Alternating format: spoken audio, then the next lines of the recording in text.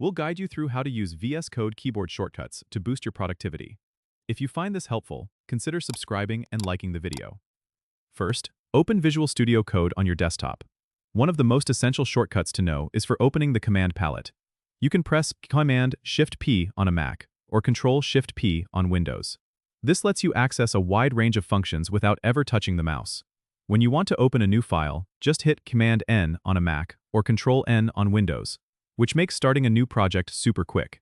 To save your work, press Command-S on a Mac or Control-S on Windows, ensuring your progress is always up to date. If you want to switch between files, use Command-P on a Mac or Control-P on Windows to quickly find and open files.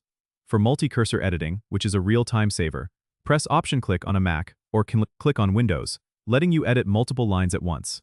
To comment or uncomment lines of code, use Command/ on a Mac or Control/ on Windows, which is perfect for testing or explaining code.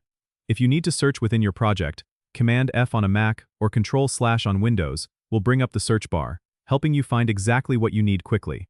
Another handy shortcut is for opening the integrated terminal. Press Control backtick on both Mac and Windows to toggle it open or closed.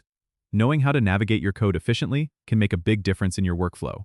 With these shortcuts, you'll be zipping through your coding tasks in no time.